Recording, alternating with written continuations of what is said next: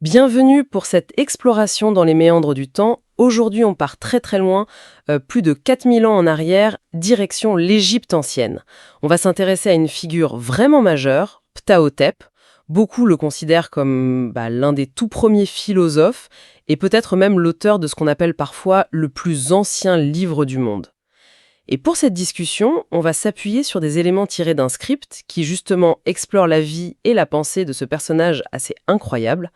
Notre objectif aujourd'hui, c'est de comprendre un peu mieux qui était ce Ptahhotep, quels étaient ses enseignements fondamentaux, ce qu'on appelle les maximes, et surtout voir en quoi cette sagesse ancienne, elle peut encore nous parler aujourd'hui. C'est assez fou de voir que ces idées sur le leadership, l'éthique, l'humilité, la maîtrise de soi, tout ça, ça semble encore tellement pertinent. Ok, alors déballons ça. Commençons par le commencement. Le contexte, on est où, on est quand ? Alors, on est vers 2400 avant notre ère, c'est l'ancien empire égyptien, une période de grande stabilité, l'époque des pyramides, quoi. Et Ptahhotep, lui, il a une position hyper importante, il est vizir, sous le pharaon Djedkaré-Isési de la 5e dynastie. Oui, il faut vraiment comprendre ce que ça veut dire, vizir à cette époque-là. C'était pas juste un conseiller, hein. Le vizir, c'était, disons, le numéro 2 du royaume, juste après Pharaon. Un peu comme un premier ministre avec d'énormes pouvoirs. Il gérait toute l'administration, les finances, les grands travaux, mais aussi, et ça c'est crucial, toute la justice. Le grand chef des tribunaux, en quelque sorte. Ah oui, une responsabilité écrasante, j'imagine. Carrément. Et en plus de tout ça, il avait un rôle de mentor. C'était souvent lui qui formait les futurs hauts fonctionnaires, les jeunes scribes qui allaient diriger le pays. Ce qui est fascinant ici, c'est que cet homme d'État super puissant, il a ressenti le besoin de mettre par écrit ses idées sur la vie, sur comment bien gouverner. C'était pas juste un technicien du pouvoir, c'était un penseur. Et c'est ça qui nous reste, cet héritage écrit. Les fameuses maximes de Ptahhotep, un recueil de conseils, de préceptes. On dit qu'il les a écrites pour son fils, pour le préparer à lui succéder. Et on les connaît grâce à des copies sur papyrus. Le plus connu, c'est le papyrus Pris, qui est à Paris, à la BNF. Et on le présente souvent comme le plus ancien livre de sagesse, de philosophie pratique qu'on ait retrouvé. Oui, alors il faut quand même nuancer un peu. Ces maximes, elles s'inscrivent dans un genre littéraire égyptien bien précis, la sébaïte. Ça veut dire enseignement, instruction. C'était très courant, en fait, cette forme d'écriture pour transmettre les règles de vie, l'éthique, comment bien se comporter, surtout dans les hautes sphères. L'idée de fond, c'était d'inculquer la math, ce concept hyper important d'ordre, de justice, d'harmonie cosmique aux jeunes générations. D'accord. Donc Ptahhotep n'était pas un cas isolé, mais il est un des plus anciens et des plus marquants de ce genre. Alors, justement, entrons dans le vif du sujet. Quels sont les grands thèmes, les idées clés de ces maximes ? Il y a plusieurs choses qui reviennent souvent. Un truc assez frappant, c'est son insistance sur l'humilité intellectuelle. Ah oui, il y a cette phrase connue, je la cite de mémoire, « Ne sois pas orgueilleux de ton savoir, mais consulte l'ignorant aussi bien que le sage ». Car les limites de l'art ne peuvent être atteintes et aucun artiste ne possède la perfection. C'est quand même fort, venant d'un vizir, non ? Ah, mais c'est très fort. C'est reconnaître que la sagesse, c'est pas un acquis définitif, c'est une quête, toujours. Il nous dit qu'on peut apprendre de tout le monde, même de celui qui a l'air de ne rien savoir. C'est une invitation à rester ouvert, curieux.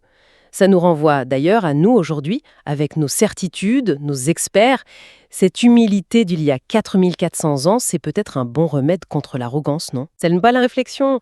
Mais comment il faisait, lui, pour concilier cette humilité avec son autorité de vizir ?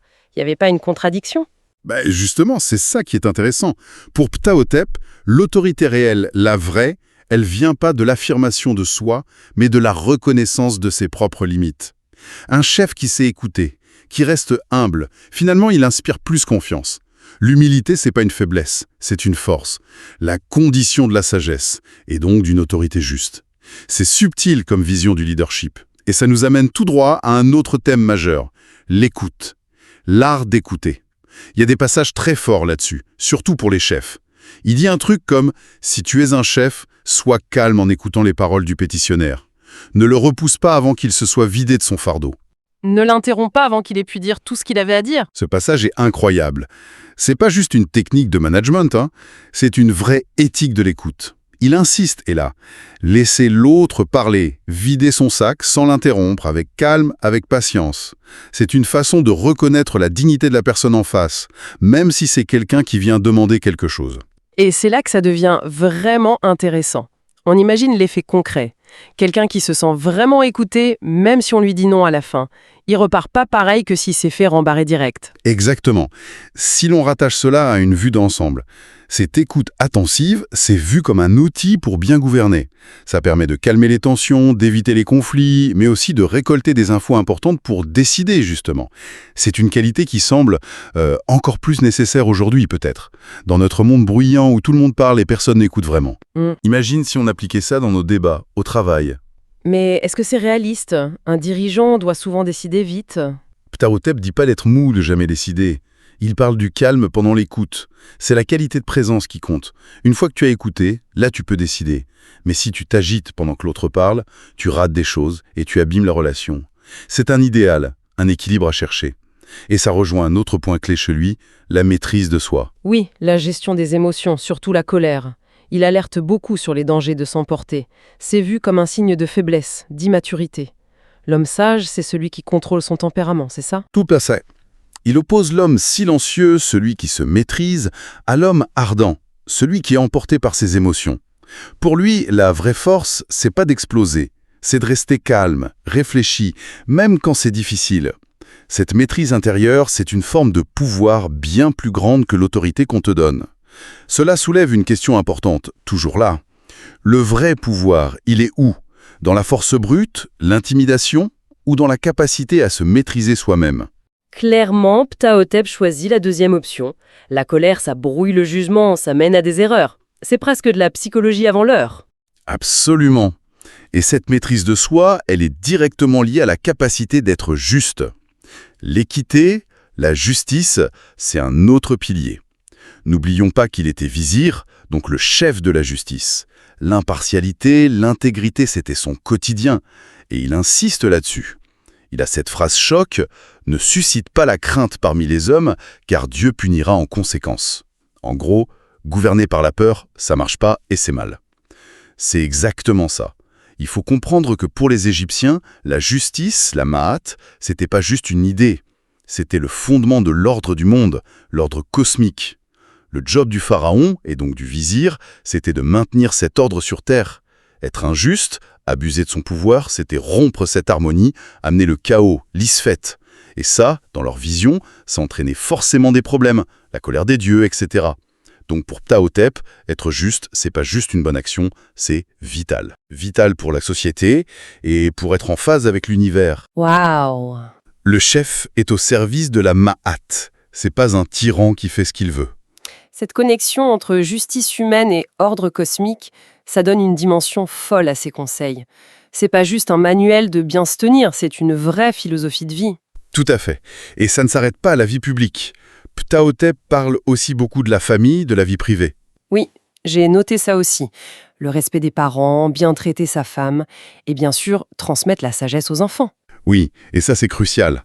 Ça montre que pour lui, ces principes éthiques, ils doivent s'appliquer partout, dans tous les aspects de la vie.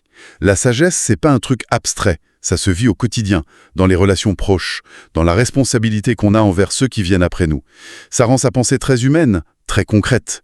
Il n'y a pas l'homme public d'un côté et l'homme privé de l'autre. L'intégrité, c'est un tout. Bon, alors, après tout ça, revenons à notre question de départ. Pourquoi on parle encore de Ptahhotep aujourd'hui? En quoi il est pertinent? Alors, qu'est-ce que tout cela signifie pour nous au XXIe siècle? Je crois que c'est parce que les questions qu'il pose, elles sont universelles en fait. L'orgueil, la difficulté d'écouter vraiment, la colère, la quête de justice, tout ça, ça n'a pas disparu avec les pyramides. Hein. C'est au cœur de nos vies, de nos boulots, de nos sociétés actuelles. On pourrait même dire que c'est pire aujourd'hui, non? L'ego surdimensionné, le bruit médiatique constant, les divisions. C'est une lecture possible, oui. Face à ce sentiment de perte de repères qu'on peut avoir parfois, cette sagesse ancienne, elle peut offrir des points d'ancrage. Les maximes de Ptahhotep nous rappellent des vertus qu'on trouve peut-être un peu vieillottes, hein. L'humilité, la patience, la mesure, le respect, mais qui sont peut-être justement des clés pour naviguer dans notre monde complexe. Hein. Ça nous invite à nous poser des questions. Est-ce que je suis humble quand tout va bien? Est-ce que j'écoute vraiment les autres? comment je gère mes colères, mes désaccords. C'est comme un miroir tendu à travers 4000 ans. Ces enseignements, c'est comme un pont entre notre présent un peu fou et cette source de sagesse, pour réfléchir aux bases d'une vie réussie et d'une société plus apaisée. Exactement. Mais attention, faut pas être naïf non plus, on ne peut pas juste copier-couler ces règles. Le contexte a complètement changé.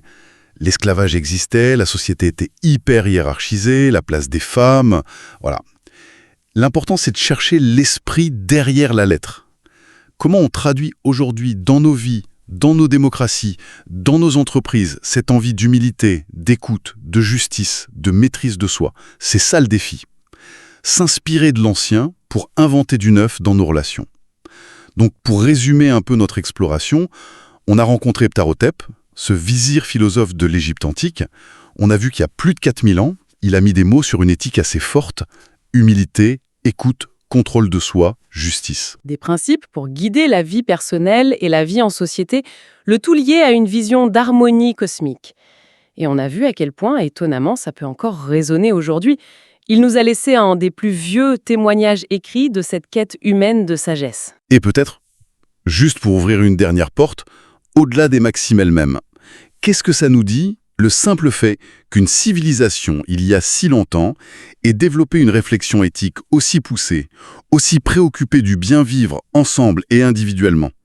Qu'est-ce que ça révèle sur cette quête humaine, profonde, persistante, de comprendre notre place dans le monde, de chercher une vie juste, une vie qui a du sens?